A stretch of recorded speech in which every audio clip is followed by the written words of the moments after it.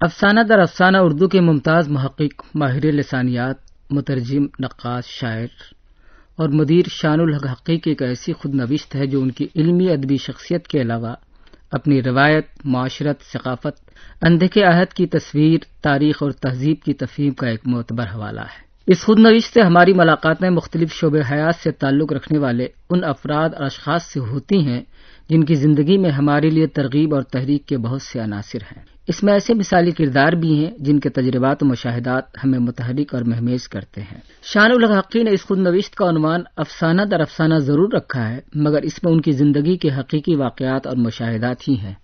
انہوں نے کہیں بھی زیب داستان کے لیے کوئی خیالی واقعہ تحریر نہیں کیا اور نہ ہی زور بیان کے لیے جذباتیت کا سہارا لیا۔ ان پر جو کچھ گزری وہ بلا کم و کاس درج کر دیا، ربط زمانی کا بھی خیال نہیں رکھا کہ دراصل انہیں اپنی یادوں کا ایک کولاج تیار کرنا تھا۔ ان کے ذہن میں جو خیال آتا گیا وہ اسے جوڑتے چلے گئے، اس طرح خیال کی یہ کڑیاں افسانہ در افسانہ کی شکل اختیار کرتی گئیں۔ انہوں نے اپنی یادوں کو سمیٹنے کا سلسلہ ماہنامہ افکار میں صاحبہ لکھنوی کے اصرار پر شروع کیا تھا اور تاریخی ترتیب کا خیال نہیں رکھا اور نہ ہی اسے کرینیکل بنانے کی کوشش کی۔ بقول حقی میں کوئی تاریخی شخصیت بھی نہیں جس کے مدارج حیات، تجربات، واقعات بہت اہم ہوں۔ حقی صاحب نے ہر جگہ کثر نفسی سے کام لیا ہے، جبکہ ان کی علمی اور ادبی خدمات کا دائرہ بہت متنوع اور وسیع ہے۔ انہوں نے مختلف شعبوں میں جو خدمات انجام دی ہیں وہ آب زر سے لکھنے کے قابل ہے۔ خاص طور پر آکسفورڈ انگلش اردو ڈکشنری، جس میں تلفظ، قواعد، تقسیم معنی، امثلہ مع تراجم، فن، سائنسی الفاظ اور اشتقاق کا التزام رکھا ہے، بھگوت گیتا اور ارتھ شاستر کے ترجمے علمی دنیا میں انہیں زندہ رکھنے کے لیے کافی ہیں۔ شان الحق حقی کا تعلق ممتاز علمی خانوادے سے رہا ہے۔ ان کا سلسلہ نسب حضرت شیخ عبدالحق محدث دہلوی سے ملتا ہے تو والدہ ماجدہ کی طرف سے ان کا تعلق ڈپٹی نذیر احمد سے جڑتا ہے۔ ان کے والد مولوی احتشام الدین حقی ایک بڑے مصنف تھے جن کی کتابوں میں افسانہ پدمنی، مطالعہ حافظ، لغات کبیر قابل ذکر ہیں۔ ان کے نانا ڈاکٹر مشرف الحق تھے جنہوں نے یورپین یونیورسٹی سے پی ایچ ڈی کی ڈگری حاصل کی تھی۔ ان تمام امتیازات کے باوجود حقی کی خود نوشت میں کہیں بھی نسبی تفاخر کا شائبہ نہیں ہے۔ اپنے نانا کے بارے میں لکھتے ہیں، میرے نانا مشرف الحق پہلے علی گڑھ میں پڑھتے رہے، پھر اعلیٰ تعلیم کے لیے ولایت بھیجے گئے۔ وہ انتقال کے وقت ڈھاکے میں پروفیسر اور شعبہ عربی و فارسی کے صدر تھے۔ حقی نے اپنی حقیقی نانی فردوسی بیگم کے ساتھ سوتیلی نانی مسز جین حق کا بہت ہی دلچسپ ذکر کیا ہے کہ برٹش میوزیم کے کتب خانے میں مجھے مسز جین حق کے 3 ناول مل گئے، مگر یہ ذکر تو رہا ہی جاتا ہے کہ موصوفہ کون ہے اور مجھے ان کے ناولوں سے کیوں دلچسپی تھی۔ دلچسپی کیوں نہ ہوتی، وہ میری نانی جو ہیں۔ میرے نانا ڈاکٹر مشرف الحق پی ایچ ڈی کی دوسری بیوی جنہوں نے اپنے یورپ کے 12 سالہ قیام کے دوران میں ان سے شادی کر لی تھی۔ ڈاکٹر مشرف الحق میرے نانا تھے اور خود مولوی نذیر احمد کے نواسے صغرا بیگم کے بڑے بیٹے جن کے مطالعے کے لیے میرۃ العلوس لکھی گئی تھی۔ موصوفہ نے غالباً 3 ہی ناول لکھے ہیں۔ برٹش میوزیم میں یہی 3 ناول تھے، Abdullah and his 2 strings, the bridal creeper, the end of marriage. پہلے ناول کے بارے میں حقی کا کہنا ہے کہ اس میں ایک لڑکی ڈورتھی ایک ہندوستانی لڑکے سے محبت کرتی ہے۔ مجھے یہ خاصا سوان ہی لگا اور گویا میں نے اپنے نانا کو ولایت میں چلتا پھرتا دیکھ لیا۔ اپنے والد کے بارے میں اپنی خود نوشت میں لکھتے ہیں کہ میرے والد مولوی احتشام الدین کہلاتے تھے، بچپن میں دینی تعلیم بھی پائی تھی اور 7 سپارے حفظ بھی کیے تھے، پھر علی گڑھ بھیج دیے گئے اور ایم اے تک وہیں تعلیم پائی، مگر وہ مولوی ہونے کے باوجود پردے کے سخت خلاف تھے۔ ایک دوسری جگہ لکھتے ہیں کہ والد صاحب تعلیم نسواں اور آزادی نسواں کے بڑے حامی تھے۔ ان کی کئی زوردار نظمیں رسالہ خاتون میں چھپی جن میں تحریک نسواں کو سراہا بلکہ خواتین کو ستیہ گرہ پر اکسایا بھی گیا تھا۔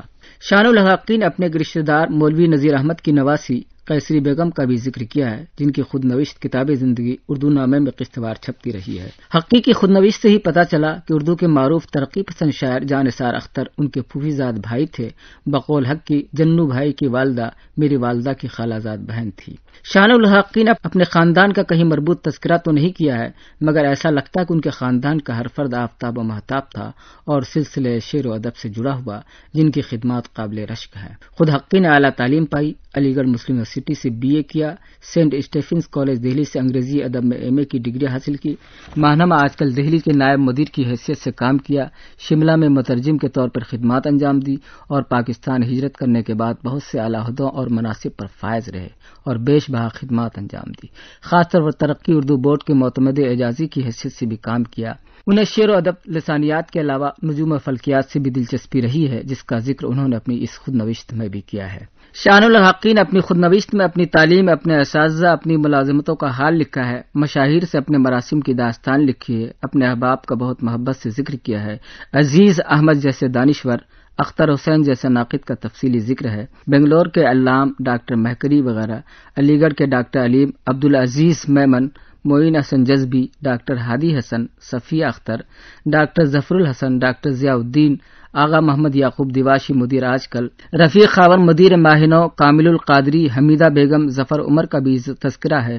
علمی اور ادبی شخصیات کے کہکشاں ہیں جو اس خود نوشت میں جگمگا رہی ہے، اور بہت سی ایسی معلومات ہیں جو دوسری کتابوں میں نہیں مل سکتی۔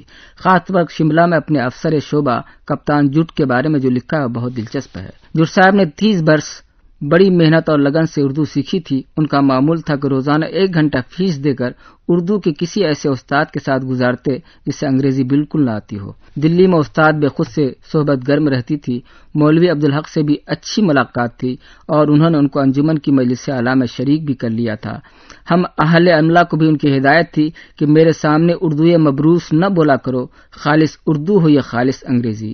محاورات اور امثال کی بیاضر بنا رکھی تھی، جو نیا لفظ نیا محاورہ سننے میں آتا بیاض میں ٹانگ لیتے۔ مغلظات سے بھی دلچسپی رکھتے تھے، کہتے تھے کہ اس کے بغیر زبان دانی کا حق ادا نہیں ہو سکتا، ناقص ٹھہرے گی۔ چنانچہ مغلظات کی بیاض الگ تھی، کوئی نئی گالی سنتے تو پھڑک جاتے، کوئی نیا محاورہ سن لیتے تو اسے برتنے کے لیے موقع کی تلاش میں رہتے۔ ایک جگہ اور ان کے تعلق سے بڑی اہم بات لکھی ہے کہ کپتان جس صاحب کہتے تھے کہ انگریز تم ہندوستانیوں کو کیا حقیر سمجھے گا جیسا خود ہمیں سمجھتا ہے، کیونکہ ہم اعلیٰ طبقے سے تعلق نہیں رکھتے، دیہات سے اٹھے ہوئے معمولی کسان ہیں۔ میں نے 30 برس فوجی خدمت کی اور اردو زبان میں خصوصیت حاصل کی، لیکن میں آسمان سے تارے بھی توڑ لاؤں تو ان کی نظر میں حقیر ہی رہوں گا۔ شان الحق نے بہادر شاہ ظفر، قاضی نظر الاسلام، ذیخشین اور حفیظ ہوشیار پوری پر جو مضامین لکھے ہیں اس کا ذکر بھی الگ عنوان سے کیا ہے۔ شان الحق نے مولوی محمد حسین آزاد کے اس الزام کو دلائل سے مسترد کیا ہے کہ بہادر شاہ ظفر کا سارا کلام استاد ذوق کا ہے۔ اس کے علاوہ انہوں نے قاضی نظر الاسلام کی نظموں کا منظوم اردو ترجمہ کیا جو سورہ اسرافیل کے نام سے شائع ہوا۔ شان الحق نے اپنی شاعری کے حوالے سے بھی اظہار خیال کیا ہے اور شاعری کے تعلق سے بہت سے اہم نکات بھی پیش کیے ہیں۔ شاعری کے ضمن میں انہوں نے غالب کے تعلق سے 2 اہم انکشافات بھی کیے ہیں۔ اول یہ کہ غالب رعایت لفظی کے خاصے شوقین تھے اور دوسرے کہ غالب نے سب سے زیادہ لفظ آئینے کا استعمال کیا ہے۔ انہوں نے شاعری اور حیوانات پر روشنی ڈالتے ہوئے بہت اہم بات لکھی ہے کہ ہماری شاعری میں حیوانات کے ساتھ گہری دلچسپی صرف نذیر اکبر آبادی کے ہاں ملتی ہے۔ شان الحق نے اپنی اس خود نوشت میں حضرت جوش ملی آبادی اور مولوی عبدالحق کا بھی تفصیلی ذکر کیا ہے، مگر تعصبات اور تحفظات سے خود کو باز رکھا ہے، جبکہ ان دونوں شخصیتوں سے اختلافات بھی رہے ہیں۔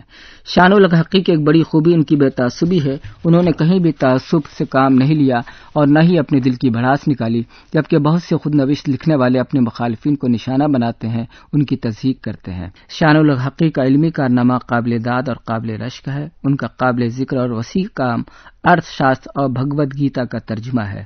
اپنی خود نوشت میں اس حوالے سے انہوں نے بھی تفصیل لکھا ہے۔ شان الحق نے آچاریہ چانکیہ کے ارتھ شاستر کا ترجمہ رموز ملک گیری و ملکداری کے عنوان سے کیا، جو پاکستان سے شائع ہوا۔ اس کتاب کے تعلق سے شان الحق لکھتے ہیں، ارتھ شاستر عالمی ادب میں ایک مقام رکھتی ہے، عالمی کلاسکس یعنی امہات الکتب میں شمار ہوتی ہے اور تاریخ ہند کا ایک اہم ماخذ ہے۔ چانکیہ کی سیاسی بصیرت حیرت انگیز ہے۔ انہوں نے میکیاولی سے سینکڑوں برس بیشتر حکمراں کے لیے اقتدار میں رہنے کے جو گر منضبط کیے تھے، آج بھی عملی طور پر رائج ہیں۔ انہوں نے یہ بھی لکھا ہے کہ چانکیہ پوٹھوہار خطے کا رہنے والا تھا جو اب پاکستان کا حصہ ہے۔ اسی طرح حقی نے بھگوت گیتا کا ترجمہ اصل سنسکرت متن کے ایک ایک لفظ کو سامنے رکھ کر کیا۔ انہوں نے یہ بھی لکھا ہے کہ بھگوت گیتا اور ہمارے صوفیانہ عقائد میں بڑی مماثلتیں ہیں۔ یہ بہت خوبصورت اشارہ ہے جس پر مزید توجہ کی ضرورت ہے۔ شان الحق کی خود نوشت علم و ادب، تہذیب و سیاست کا ایک خوبصورت مرقع ہے۔ اس میں تہذیبی وراثت کی گمشدگی کا نوحہ بھی ہے اور نئی تہذیب کے تسلط کا ذکر بھی۔